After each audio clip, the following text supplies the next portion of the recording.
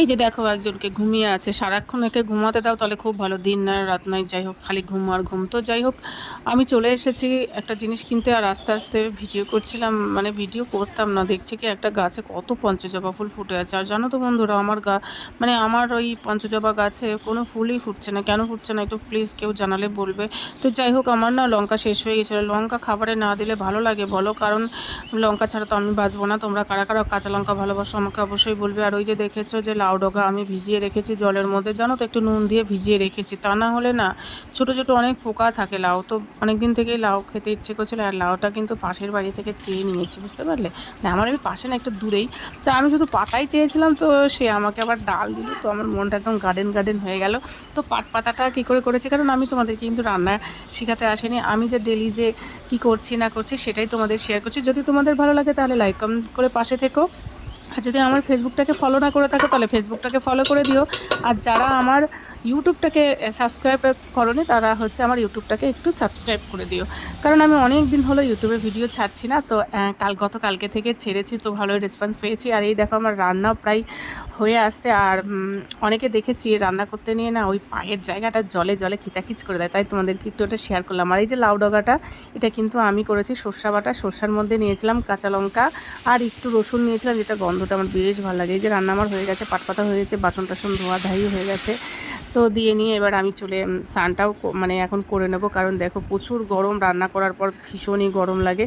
তো আমার স্নানটাও করা হয়ে গেল, এবার স্নানটা করে নিয়ে এবার পুজোটা করে নেব, কারণ পুজো না করলে তো হবে না। পুজো হচ্ছে সবথেকে একটা বড় কঠিন কাজ আমার কাছে মনে হয়, বাকি কোনো কাজই আমার কাছে কঠিন মনে হয় না। তো দেখো আমার 9 o'clockগুলো কী সুন্দর ফুটেছে, তবে বেশি না জানো তো, সাদাগুলোই বেশি হয়েছে। আর এই যে মিস্টার ইন্ডিয়া এখন ঘুমোচ্ছে, তো ঘুমোক, তো আমি তো ফুল আনা হয়নি বাজার থেকে, তো কি করব, ঘরে মানে আমার বাড়িতে আমার ছাদ বাগানে যে কটা ফুল ফুটেছিল সেইগুলো ফুল দিয়েই আজকে আমি আমার ঠাকুরকে দিয়েছি।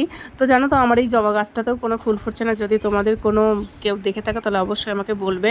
তো এই ছিল আমার দুপুরের সমস্ত কাজকর্ম। তারপরে বেলা 3টা না 4টার দিকে একটা আইব্রো করতে গেছিলাম। আর তোমরা তো জানো আমি লোকেশনে যেয়ে কাজ করি, তো আমি গতকাল তাতে এক পা ফেলার কাজ শুধু আমার, সবাই জিজ্ঞেস করে কোথায় যাচ্ছি, মনে হয় ওরা সব জানে, ওদেরকে সব বলতে কোথায় যাচ্ছি। তো যাই হোক, সবাইকে সব প্রশ্ন দিয়ে তো আমি আমার কাজটা করে ফিরছিলাম। তারপরে আমার পাশে আমার একটা বৌদি কাম বান্ধবী আছে, তাকে ডাকলাম, ওকে ডাকলাম যে আয় একটু ব্রিজে যাব, মাঠে বসবো, বেশ ভালো লাগবে, রিলস টিলস করবো। তো আমাদের লজ্জার ঠেলায় তো আমরা কিছু করতেই পারলাম না।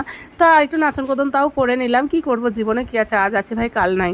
তো তারপরে আমি বাড়িতে এসে আমার ভালো লাগছিল না, যখনই আমার ভালো লাগে না, অনেকে হয়তো ঘুমিয়ে যায়, আমি এইটা একটা প্রশ্ন ফেসবুকে করেছিলাম, তো অনেকে বলেছিল ঘুমিয়ে যাও, ভালো মন্দ খায়, অনেকে অনেক রকমের কথাই বলেছিল। তবে আমার কি জানো, যখন আমার মন খারাপ হয় আমি বেশি বেশি করে যেসব কাজ, মানে ধরে নাও কোথাও ধুলোবালি পড়েছে সেগুলোকে পরিষ্কার করি, তা না হলে একটু আর্ট করলাম, তা না হলে মেকআপ করলাম, কিন্তু আমার ঘুম ভাই আসে না, আমি যাই বলো তাই বলো। তো আজকে তোমাদের সত্যি কথাটা বললাম। তো একটা দাদা ভাই, এটার আমি একটা ভিডিও করেছিলাম মেকআপ করে, সেটা ছবিটা দিয়েছিলাম, তো জিজ্ঞাসা করেছিল এটা কি তুমি নিজে করেছো। তো আশা করছি আজকে সেই দাদাভাইটা আমার এই ভিডিওটা দেখে হয়তো বুঝবে যে হ্যাঁ আমি নিজেই করেছি। আর যত পোস্ট করি মেকআপ বলো, কোনো কলকা বলো, সমস্তটা কিন্তু আমি নিজেই করি, এবং আমি যেসব সাজাই সেগুলো আমি নিজেই করি, কারণ আমি ফেক ভিডিও, ফেক কাউকে সাজিয়েছি সেরকম আমি কোনোদিনও পোস্ট করি না। হ্যাঁ, এটা তোমরা বলতে পারো যে আমি কোনোদিন কোনো মডেল সাজাইনি, আমি যা সাজিয়েছি আমার রিয়েল ক্লায়েন্টকেই সাজিয়েছি। ভিডিওটা দেখে থাকলে লাইক করে দিও, টাটা।